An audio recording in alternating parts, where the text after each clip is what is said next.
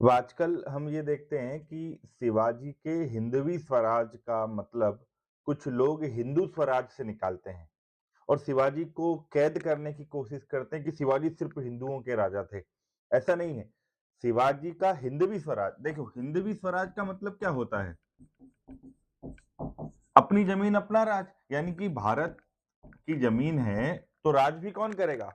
भारत के लोग करेंगे ना। अब जब शिवाजी थे उस समय पर महाराष्ट्र में मुगलों ने आधिपत्य कर लिया, फिर बीजापुर, अहमदनगर, ये सब महाराष्ट्र के लोगों पर शासन करते थे।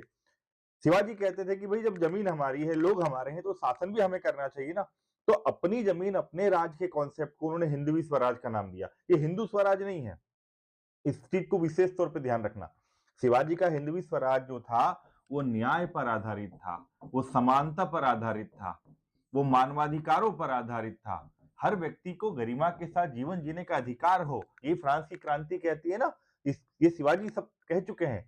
फिर एक और बात, शिवाजी कहते थे कि हम धर्मनिरपेक्ष शासन करेंगे। भाई शिवाजी ने ये नहीं कहा कि जो हिंदवी स्वराज है वो हिंदुओं का है। शिवाजी ने कहा हिंदवी स्वराज का मतलब हुआ कि जो भारत की जमीन पर रहने वाले लोग हैं उन सब का स्वराज है, ये किसी एक धर्म का नहीं है। शिवाजी कहते थे कि मंदिर और मस्जिद दोनों ही भगवान के घर हैं। वो मस्जिद बनाने के विरोधी नहीं थे, मगर वो मंदिर तोड़ने के विरोधी थे। आप अगर तलवार के दम पर किसी की धार्मिक आस्था के साथ खिलवाड़ करोगे, उनकी आस्था के केंद्र को तोड़ोगे, तो शिवाजी ने कहा मैं खड़ा होऊँगा फिर उनको बचाने के लिए।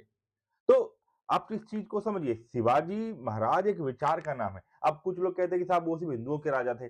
शिवाजी को हिंदुओं के राजा के रूप में कैद करने का मतलब ये हुआ कि सूरज को ये बोला जाए कि वो सिर्फ पृथ्वी को रोशनी देता है। ऐसा नहीं है। सूरज पूरे ब्रह्मांड को रोशनी देता है ना। वैसे शिवाजी हर एक व्यक्ति के राजा थे, हर भारतीय के राजा थे, हर महाराष्ट्र के व्यक्ति के राजा थे। स्वराज की अवधारणा का मतलब अन्याय से मुक्ति और शोषण से मुक्ति का मतलब था।